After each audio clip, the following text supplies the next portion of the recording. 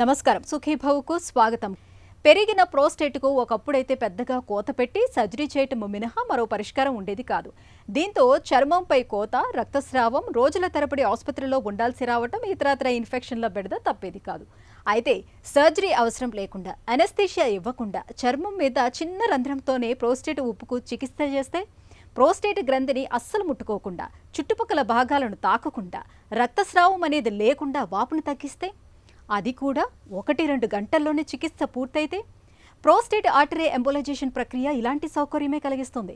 మూత్ర విసర్జనలో చిక్కులతో చికాకు పెట్టే ప్రోస్టేట్ గ్రంథిలో వాపును మూలంలోనే అరికట్టడం ఈ చికిత్స ప్రత్యేకతగా చెబుతారు డాక్టర్లు. ప్రోస్టేట్ సమస్యకు సులువుగా పరిష్కారం చూపుతున్న ప్రోస్టేట్ ఆర్టరీ ఎంబోలైజేషన్ విధానం గురించి ఇప్పుడు తెలుసుకుందాం.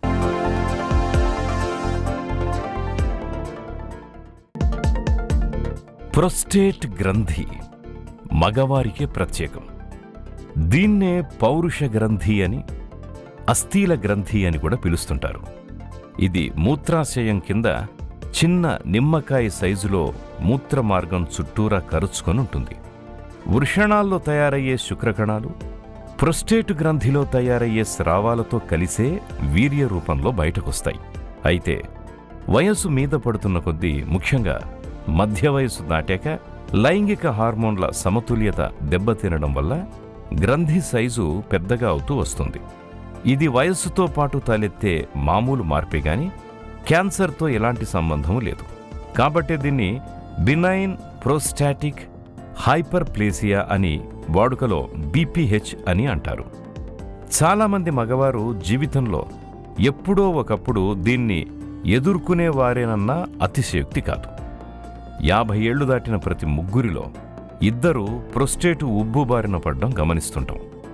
మధుమేహం, ఊబకాయం వంటివి దీన్ని ప్రేరేపించవచ్చు. కొందరికి జన్యు స్వభావం రీత్యా మధ్య వయసులోనూ రావచ్చు అని చెబుతారు డాక్టర్లు.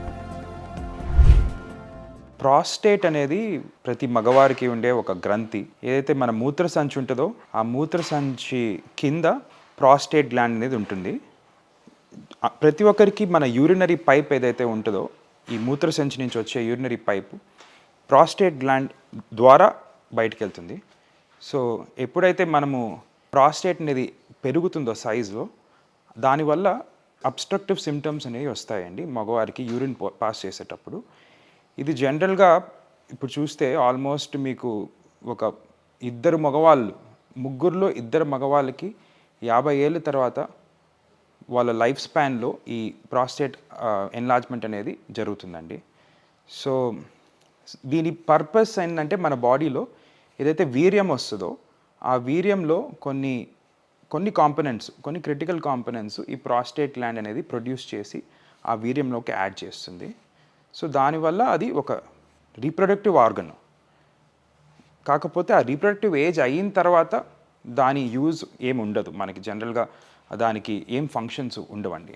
ఎట్లయితే మన జుట్టు కూడా తెల్లబడుతుందో అట్లే వయసుతో ఈ ప్రాస్టేట్ గ్లాండ్ అనేది చాలామంది వరకు సైజ్ పెరుగుతుందండి.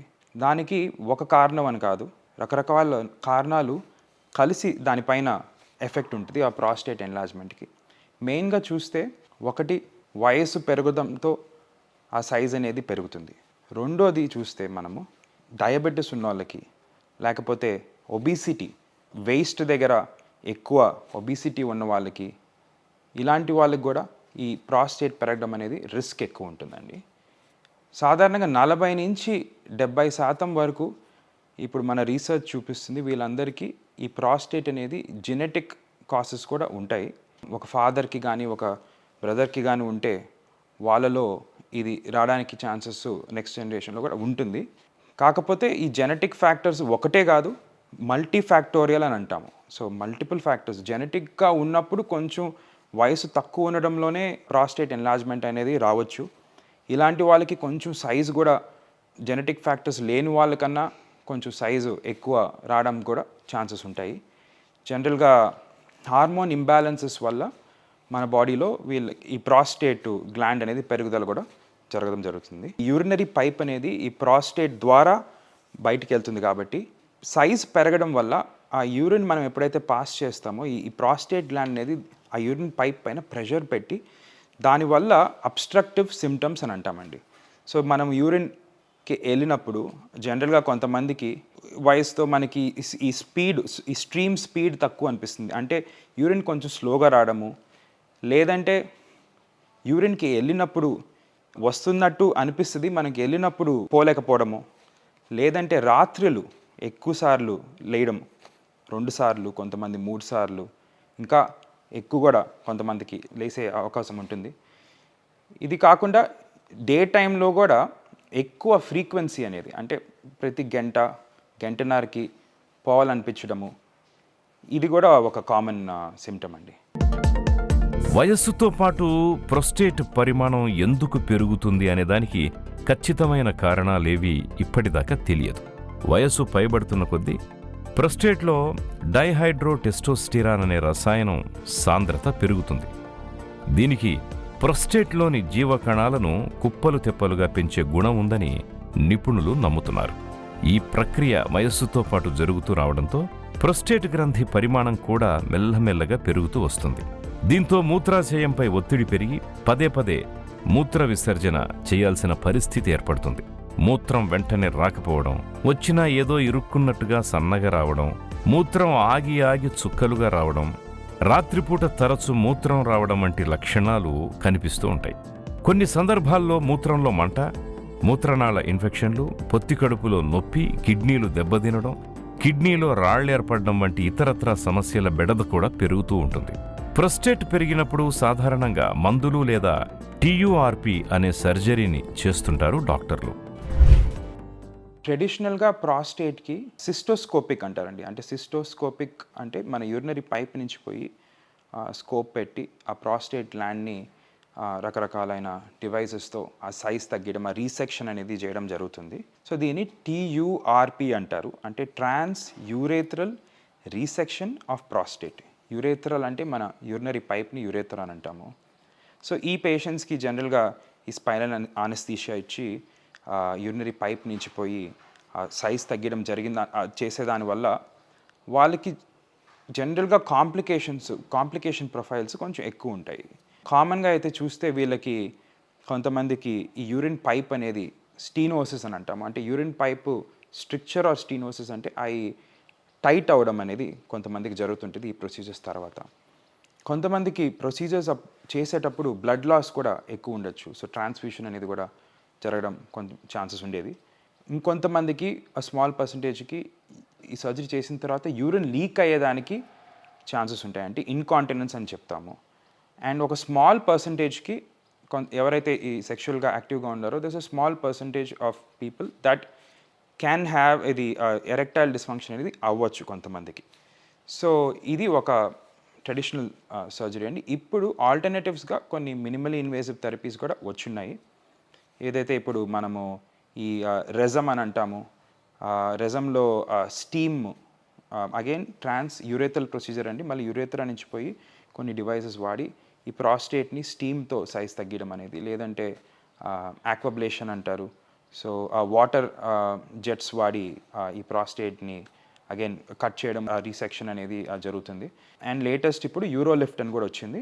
సో అది కూడా ట్రాన్స్ యూరేథల్ ప్రొసీజర్, కాకపోతే అది కొంచెం మినిమలీ ఇన్వేసివ్ ప్రొసీజరు. దాంట్లో కొన్ని క్లిప్స్ పెట్టి ప్రాస్టేట్ని కొంచెం ఈ సైజు తగ్గించడము, యూరిన్ పైప్ పైన ప్రెషర్ తగ్గించడం అయితే జరుగుతుంది. సో ఇవన్నీ కూడా ఆప్షన్స్ ఉన్నాయి. కానీ మీరు కంపారిటివ్గా చూస్తే ఇప్పుడు ప్రాస్టెటిక్ ఆర్టరీ ఎంబలైజేషన్ అనేది ఇప్పటికి 15 సంవత్సరాల నుంచి ఆల్రెడీ ఎస్టాబ్లిష్ అయిన ప్రొసీజరు. యూకేలో NHS అంటారు హెల్త్ సిస్టంలో, అక్కడ కూడా నైస్ గైడ్లైన్స్ అని ఆల్మోస్ట్ 2021లోనే వాళ్ళు NHS సిస్టంలో ప్రాస్టెటిక్ ఆర్టరీ ఎంబలైజేషన్ని అప్రూవ్ చేశారు. సర్జరీ అంటే మనలో చాలామందికి భయం. కోతలు, రక్తస్రావం, ఇన్ఫెక్షన్లు, హాస్పిటల్లో ఎక్కువ రోజులు ఉండాల్సి రావటం, ఇవన్నీ సర్జరీ అంటేనే వెనక్కి లాగుతూ ఉంటాయి. ఇలాంటి వారికి మినిమల్ ఇన్వెసివ్ పద్ధతిలో చేసే ఎంబోలైజేషన్ టెక్నిక్ చాలా ఉపయుక్తంగా ఉంటుంది. కోత లేకుండా ప్రోస్టేట్ గ్రంథి పరిమాణాన్ని తగ్గించే ఎంబోలైజేషన్ విధానం గురించిన మరిన్ని వివరాలు ఇప్పుడు తెలుసుకుందాం. ప్రొస్టేట్ పెరగడం అనేది సాధారణంగా 40 ఏళ్లు పైబడ్డ వారిలో ఎక్కువగా కనిపిస్తుంది. ముఖ్యంగా పట్టణ ప్రాంతాల్లో మాంసాహారం తినేవారిలో ఈ సమస్య ఎక్కువగా కనిపిస్తుంది. ప్రొస్టేట్ పెరిగినప్పుడు 80% మందికి మందులతోనే నయం అవుతుంది. మిగతా 20% మందికి మాత్రం సర్జరీ అవసరమవుతుంది. తొలుత ఆల్ఫా బ్లాకర్స్ అనే మందుల సహాయంతో ప్రోస్టేట్ గ్రంథి బిగుసుకుపోవడాన్ని తగ్గించి పరిమాణాన్ని తగ్గేలా చూస్తారు. మందులతో కూడా ఫలితం లేనప్పుడు ట్రాన్స్ యురెథ్రల్ రిసెక్షన్ ఆఫ్ ప్రోస్టేట్ అంటే TURP సర్జరీ చేయడం ద్వారా పెరిగిన ప్రోస్టేట్ పరిమాణాన్ని తగ్గిస్తారు. సర్జరీలో భాగంగా గ్రంథిలో కొంత భాగాన్ని చిన్న చిన్న ముక్కలుగా కత్తిరించి తీసేస్తారు. ఈ సర్జరీతో ఉన్న చిక్కేమిటంటే కొంతకాలానికి కణజాలం తిరిగి పెరుగుతూ ఉండడం. అయితే సాంప్రదాయిక చికిత్సలతో ఉన్న ఈ అవస్థలన్నిటికీ చెక్ పెట్టేస్తూ ఎలాంటి కోతలు లేకుండానే ప్రోస్టేట్ పరిమాణాన్ని తగ్గించే ప్రోస్టాటిక్ ఆర్టరీ ఎంబోలైజేషన్ అనే సరికొత్త చికిత్స ఒకటి ఇటీవలే మనకు అందుబాటులోకి వచ్చింది. వాడుకలో దీన్ని PAEగా పిలుస్తున్నారు. ప్రాస్థెటిక్ ఆర్టరీ ఎంబలైజేషన్ అంటే దాని మీనింగ్ కూడా ఒకసారి మనం తెలుసుకోవాలి.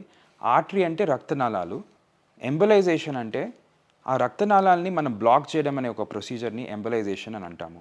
ఎంబలైజేషన్ అనేది ఇప్పుడు కొత్తగా వచ్చిందేం కాదు. గత 30-40 సంవత్సరాల నుంచి ఇంటర్వెన్షనల్ రేడియాలజిస్ట్గా మేము ఈ ప్రొసీజరు వేరే ఆర్గన్స్లో కూడా వాడుతుంటాము. సాధారణంగా చెప్పాలంటే ఎవరైనా ఒక యాక్సిడెంట్ అయ్యి ఒక హాస్పిటల్కి బ్లీడింగ్తో వెళ్ళినా, లేకపోతే కడుపులో ఎక్కడైనా ఇంటర్నల్ బ్లీడింగ్ అవుతున్నా హాస్పిటల్లో ఫస్ట్ మాకు ఇంటర్వెన్షనల్ రేడియాలజిస్ట్కి కాల్ వస్తుందండి. మేము ఇలాంటి పేషెంట్స్ అందరికీ కూడా ఈ ఎంబలైజేషన్ అనేది ఈ రక్తనాళాల్లో పోయి ఎక్కడైతే బ్లీడ్ అవుతుందో అది మనము ఇమేజింగ్లో చూసి వాటిని బ్లాక్ చేయడం అనేది వెల్ ఎస్టాబ్లిష్ ప్రొసీజర్ అండి.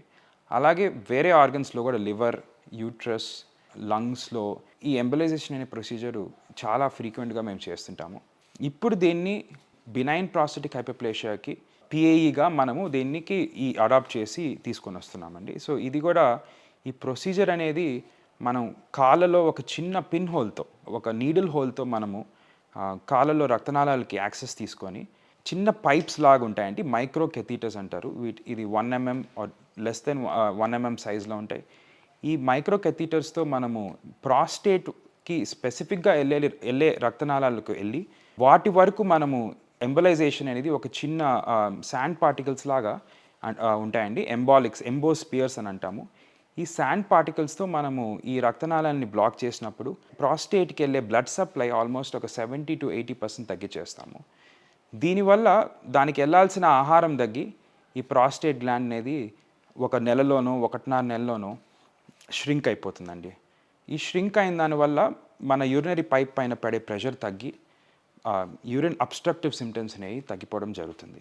ఈ ప్రొసీజర్లో ఎలాంటి కట్టింగ్ కానీ, అంటే టిష్యూని మనం పోయి కట్ చేయడం కానీ, యూరిన్ పైప్ నుంచి ఎలాంటి ఇంటర్వెన్షన్ ఉండదు. కాబట్టి వీ కెన్ కన్సిడర్ ఇది one of the safest procedure for benign prostatic hyperplasia. మన శరీరంలో ఏ భాగం సజీవంగా ఉండాలన్నా, వృద్ధి చెందాలన్నా రక్తం కావాలి. మరి రక్తం అందకుండా చేస్తే కణజాలం చచ్చుబడుతుంది కదా. ఇందులోని కిటికే ఆర్టరీ ఎంబోలైజేషన్ ప్రోస్టేటిక్. గుండెకు యాంజియోగ్రఫీ చేసినట్టుగా ఇదే రక్తనాళం ద్వారా గొట్టాన్ని పంపించి చికిత్స చేయడం దీని ప్రత్యేకత. ఇందులో గజ్జెల వద్ద గాని, మణికట్టు వద్ద గాని చిన్న రంధ్రం చేసి సన్నటి గొట్టాన్ని రక్తనాళంలోకి జొప్పిస్తారు. అంటే లోపలికి వర్ణ ప్రక్రియ గైడెడ్ ఇది ఇమేజ్. ద్రవ్యాన్ని ఎక్కించి ఫ్లోరోస్కోపీతో చూస్తూ చేస్తారన్నమాట.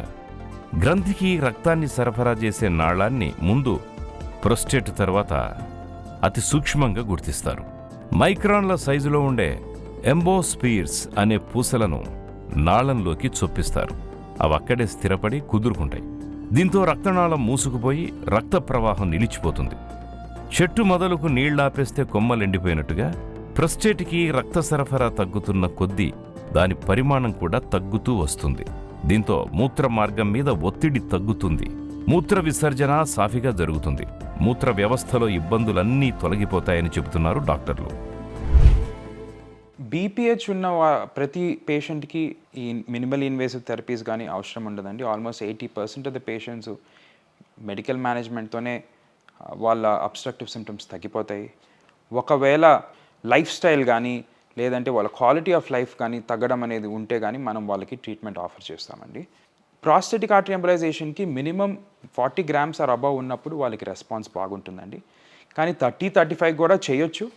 బట్ ఏదైతే మనం సక్సెస్ రేట్ ప్రామిస్ చేస్తున్నామో ఇప్పుడు చూస్తే ఒక 90-95% సక్సెస్ మనం ఏదైతే ప్రామిస్ చేయగలుగుతామో ఒక 30-35 cc ఉన్న గ్లాండ్కి కొంచెం ఆ సక్సెస్ రేటు ఒక 75-80% వరకు తగ్గొచ్చండి. కంపేర్డ్ టు సర్జికల్ ఆల్టర్నేటివ్స్ మనము యూరిన్ పైప్ నుంచి యాక్సెస్ తీసుకొని ఎలాంటి ఇంటర్వెన్షన్ చేయట్లేదు కాబట్టి వాళ్ళకి జనరల్గా కాంప్లికేషన్ ప్రొఫైల్ తక్కువే ఉంటుంది. ఇది ఒక యాంజియోగ్రాఫిక్ ప్రొసీజర్ అంటారండి. యాంజియోగ్రాఫిక్ ప్రొసీజర్ అంటే మనకి సాధారణంగా హార్ట్లో స్టెంట్ పెట్టేది, లేకపోతే బాడీలో ఎక్కడైనా రక్తనాళాల్లో ప్రాబ్లం ఉన్నప్పుడు యాంజియోగ్రఫీ అనేది చేస్తాం. It's a very well established safe procedure అండి అది. సో సిమిలర్ యాంజియోగ్రాఫిక్ టెక్నిక్స్తోనే ఈ ప్రాస్టేట్ ఆర్టరీని మనము బ్లాక్ చేసి సైజ్ తగ్గిస్తున్నాం కాబట్టి దీనివల్ల వచ్చే సైడ్ ఎఫెక్ట్స్ చాలా తక్కువ ఉంటుంది. సాధారణంగా ప్రొసీజర్ అయిన తర్వాత మనము ఒక 2% పేషెంట్స్ దాకా పిఐఈ తర్వాత కొన్ని కాంప్లికేషన్స్ అవ్వచ్చు. జనరల్గా వీళ్ళకి ఈ ప్రొసీజర్ చేసిన తర్వాత యూరిన్ ఒక వారం రోజులు యూరిన్ ఎక్కువ వెళ్ళాల్సిన అవసరం ఉండొచ్చు. కొంతమందికి యూరిన్లో బ్లడ్ రావడము లేదంటే సీమెన్లో కొంచెం బ్లడ్ రావడం కూడా జరగచ్చండి. ఇది కూడా ఉంటే ఒక సాధారణంగా ఒక 3-4 రోజుల్లో తగ్గిపోతుంది. ఒక 1.5-2% వరకు కొంతమందికి యూరిన్ అబ్స్ట్రక్షన్ కూడా అవ్వచ్చు ఈ ప్రొసీజర్ చేసిన తర్వాత. ఆ యూరిన్ అబ్స్ట్రక్షన్ అనేది పిఐకే కాదండి, ఏ ప్రాస్థెటిక్ సర్జరీ కన్నా ఆ రిస్క్ అనేది ఉంటుంది. సో వీళ్ళకి కూడా మనము డిశ్చార్జ్ చేసేటప్పుడు వాళ్ళకి ఎడ్యుకేట్ చేసి పంపిస్తాము. ఒకవేళ యూరిన్ ఎక్కువసేపు ఆగిపోతే దానికి ఎట్లా రెస్పాండ్ అవ్వాలో దానికి మళ్ళీ మనం జనరల్గా ఒక కెథీటర్ వేసి ఆ యూరిన్ అబ్స్ట్రక్షన్ని రిలీవ్ చేయొచ్చండి. పెరిగిన ప్రోస్టేట్కు సర్జరీ లేకుండా చికిత్స చేసే ఎంబోలైజేషన్ వంటి టెక్నిక్స్ ఇవాళ చాలానే వాడుకలోకి వచ్చాయి. ఐటిండ్, యూరోలిఫ్ట్, వాటర్ వేపోథెరపీస్ ఈ కోవలోకి వస్తాయి. అయితే వీటితో పోలిస్తే ఎంబోలైజేషన్ విధానం పూర్తిగా సురక్షితమైందే కాదు, సక్సెస్ రేట్ కూడా బాగా ఎక్కువేనని చెబుతారు డాక్టర్లు. ప్రోస్టేట్ కోతకు సెలవు చీటీ రాసేస్తున్న ఎంబోలైజేషన్ విధానం గురించిన మరిన్ని వివరాలు ఇప్పుడు తెలుసుకుందాం. ప్రోస్టేట్ గ్రంథి పరిమాణాన్ని తగ్గించేందుకు ఆధునిక వైద్యంలో ఎంబోలైజేషన్ పద్ధతితో పాటు ఐటిండ్, యూరోలిఫ్ట్, వాటర్ వేపర్ థెరపీలు కూడా ఇప్పుడు అందుబాటులో ఉన్నాయి. అయితే ఎంబోలైజేషన్తో పోలిస్తే ఐటిండ్, యూరోలిఫ్ట్ పద్ధతుల్లో చిన్నపాటి ఇంప్లాంట్స్ని అమర్చాల్సి ఉంటుంది. ఇక వీటితో పోలిస్తే ఎంబోలైజేషన్ విధానం చాలా సులువైందే కాదు, పూర్తిగా సురక్షితమైంది అని చెప్పుకోవచ్చు. ఎంబోలైజేషన్ విధానంలో కోతల భయం ఉండదు, కేవలం చిన్నపాటి రంధ్రాలు మాత్రమే చేస్తారు. రక్తస్రావం ఊసే ఉండదు, నొప్పి అస్సలే ఉండదు, ఇన్ఫెక్షన్ల బెడద ఏమాత్రం ఉండదు. గంటల వ్యవధిలోనే ఇంటికెళ్ళిపోవచ్చు. చాలా త్వరగా కోలుకునే అవకాశం ఉంటుంది. కెమెరాతో చూసే ఈ విధానంలో కంటికి కనిపించని శరీరంలోని అతి సూక్ష్మమైన భాగాలు కూడా 10 రెట్లు పెద్దవిగా కనిపిస్తాయి. దీంతో ఎంబోలైజేషన్ లాప్రోస్కోపిక్ సర్జరీని ఎంతో నిక్కచ్చిగా, సులువుగా చేయడం సాధ్యపడుతోంది. ఎంబోలైజేషన్కి ఒక ఎగ్జాంపుల్గా చెప్పాలంటే ఎట్లయితే ఒక మొక్క పెరిగేదానికి రూట్స్ నుంచి నీళ్లు, న్యూట్రియంట్స్ అవసరమో మన బాడీలో కూడా ఒక కణం కానీ ఒక ఆర్గన్ కానీ సర్వైవ్ అవ్వడానికి న్యూట్రియంట్స్, ఆక్సిజన్ పోవాలండి. ఈ రక్తనాళాల ద్వారానే ఈ ఆక్సిజన్, న్యూట్రియంట్స్ పోతాయి. సో మనం ఎప్పుడైతే ఈ రక్తనాళాలను బ్లాక్ చేస్తున్నామో ఎంబోలైజేషన్ ద్వారా ఆ కణంకి అందాల్సిన ఆహారం అందదు, అలాగే ఆక్సిజన్ పోదు, కాబట్టి అది చచ్చిపోతుందండి. ఈ కాన్సెప్ట్నే వాడి మనము ఈ ప్రాస్టేట్ సైజ్ పెరిగినప్పుడు కూడా ఒక నార్మల్ ప్రాస్టేట్లో వెళ్ళాల్సిన బ్లడ్ ఫ్లో కన్నా ఒక 5-6 సార్లు ప్రాస్టేట్ పెరిగినప్పుడు ఆ బ్లడ్ ఫ్లో ఎక్కువ అవుతుంది. కాబట్టి మనం ఎప్పుడైతే ఈ రక్తనాళాలను బ్లాక్ చేస్తామో ఆ బ్లడ్ ఫ్లో తగ్గిపోయి ఆ ఆర్గన్ సైజ్ కూడా తగ్గి ఈ రెస్పాన్స్ వస్తుందండి పిఐలో. ఈ ప్రొసీజర్ చేసిన వారం రోజుల్లో మెజారిటీ ఆఫ్ ద పేషెంట్స్ వాళ్ళు నార్మల్ లైఫ్కి తిరిగి వెళ్ళిపోవచ్చండి. ఒక 2 to 3 days మేము హెవీ వెయిట్స్ని లిఫ్ట్ చేయొద్దు అని సజెస్ట్ చేస్తాము. ఎందుకంటే మనము రక్తనాళాల నుంచి యాక్సెస్ తీసుకుంటాం కాబట్టి హెవీ వెయిట్స్ లిఫ్ట్ చేస్తే అక్కడ ఏమైనా చిన్న బ్లీడింగ్ రిస్క్ ఉంటుంది కాబట్టి అది అవాయిడ్ చేయమంటామండి. అది కాకుండా ఇంకే రెస్ట్రిక్షన్స్ ఉండవు. డయట్ కానీ ఎక్సర్సైజ్ కానీ ఆఫ్టర్ 2-3 days అంతా వాళ్ళు నార్మల్ లైఫ్కి వెళ్ళిపోవచ్చు. పెరిగిన ప్రోస్టేట్కి ఓపెన్ లేదా ఎండోస్కోపిక్ సర్జరీలతో పోలిస్తే ఎంబోలైజేషన్ చికిత్సతో చాలా ప్రయోజనాలే ఉన్నాయి. ఇందులో కుట్లు, మచ్చలు, తీవ్రమైన రక్తస్రావము ఉండవు. ఆసుపత్రిలో రోజుల తరబడి ఉండాల్సిన పని లేదు. చికిత్స జరిగిన రోజే ఇంటికెళ్ళిపోవచ్చు. గుండె జబ్బులు, హై బీపీ, డయాబెటీస్తో బాధపడే వారికి, ఫిట్నెస్ లేక సర్జరీ చేయకూడదు అని చెప్పిన వారికి PAE ఒక వరం లాంటిది. అంతర్జాతీయ వైద్య అధ్యయనాల ప్రకారం ఈ చికిత్స సక్సెస్ రేటు 90% కంటే ఎక్కువగా ఉంది. చికిత్స తీసుకున్న అనంతరం కొద్ది రోజుల్లోనే రోజువారీ పనులు చేసుకోవచ్చు. ఓ వారం నుంచి 10 రోజుల వరకు మూత్రం పోస్తున్నప్పుడు మంట, కొద్దిగా అసౌకర్యం, మూత్రం ఎక్కువసార్లు రావడం, స్వల్పంగా రక్తం పడడం వంటివి ఉండొచ్చు. అంతకుమించి పెద్దగా ఇబ్బందులేమీ ఉండవు. 2-3 వారాల్లోనే ఫలితం కనిపిస్తుంది. అయితే కణజాలం చనిపోయి గ్రంథి పరిమాణం పూర్తిగా తగ్గడానికి 3 నెలల వరకు పట్టొచ్చు. ఇప్పటి వరకు ప్రొస్టేట్ గ్రంథి పరిమాణం తగ్గడానికి వాడుతున్న మందుల్ని కొనసాగించవలసి ఉంటుంది. ఇక ఎంబోలైజేషన్ చికిత్స తీసుకున్నాక 10 ఏళ్లలోపు 20-25% మందికి తిరిగి గ్రంథి పరిమాణం పెరగొచ్చు. ఇలాంటప్పుడు రెండోసారి మళ్లీ ఎంబోలైజేషన్ చికిత్స తీసుకుంటే సరిపోతుంది. వయసుతో పాటు పెరిగే ప్రోస్టేట్ పరిమాణం గురించి ఇప్పుడు ఆందోళన చెందాల్సిన అవసరం లేదు. అత్యాధునిక ప్రోస్టేట్ ఆర్టరీ ఎంబోలైజేషన్ విధానంతో ఇవాళ ఎలాంటి కోతలు, రక్తస్రావం, ఇన్ఫెక్షన్ల బెడద లేకుండా తేలికగా ప్రోస్టేట్ ఉబ్బును తగ్గించుకోవచ్చు. మలి వయసులో ప్రోస్టేట్ మూలంగా మూత్రగండాలు ఎదురైనప్పుడు ఆలస్యం చేయకుండా PAE చికిత్సను తీసుకోవటం అన్ని విధాలా మేలు.